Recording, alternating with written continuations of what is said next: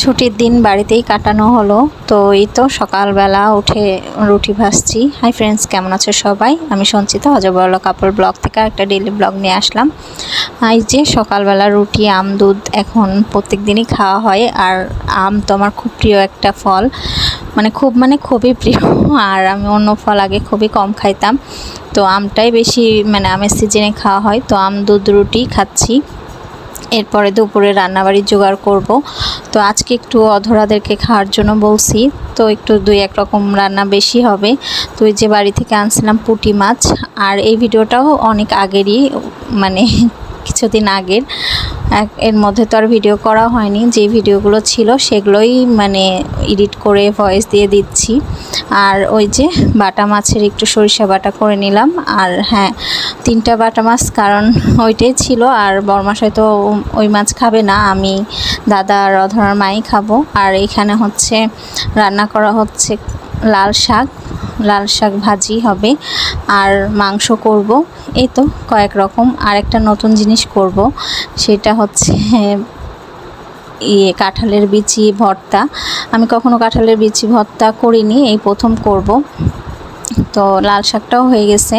তো আসলে অনেকগুলো রান্না, তো ওইভাবে সবগুলো রেসিপি নেওয়া হয়নি, যখন যেরকম পারছি ভিডিও করে নিছি। আর এখন এই যে মুরগির মাংস করছি। মাংস একটু ঝাল করে করেছিলাম।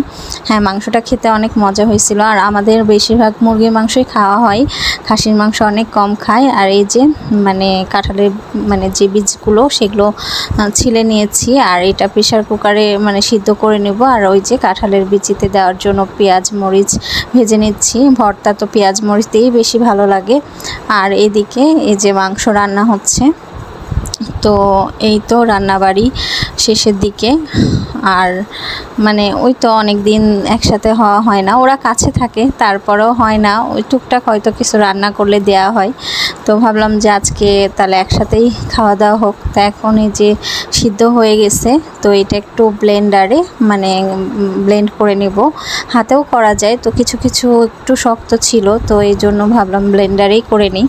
তো খেতে কিন্তু অনেক মজা হয়েছিল, সবার অনেক পছন্দ হয়েছে। তো এখন একটু সিদ্ধটা করে নিছি, ভর্তাটা ব্লেন্ডারে ব্লেন্ড করে নিয়ে এর মধ্যে সব কিছুই দিয়ে দিছিলাম, পেঁয়াজ টিয়াজ যা কাঁচামরিচ। এখন মাখানো হয়ে গেছে। এর মধ্যে একটু লেবুর রস দিলে খুব ভালো লাগে, এটা আমি জানতাম না। তো অধরার মা বলছে। তো এই যে রান্নাবাড়ি শেষ, সালাদ, তারপর ছোট মাছ ভাজা, যা রান্না করছি এগুলোই, মাংস, তারপরে কচু শাক না, লাল শাক। তো এখন সন্ধ্যাবেলা এই যে চা খাওয়া হচ্ছে।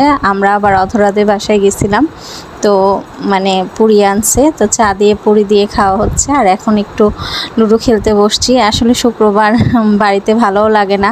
তো এই তো ভিডিওটা এই পর্যন্ত। বাই বাই, সবাই ভালো থাকবেন।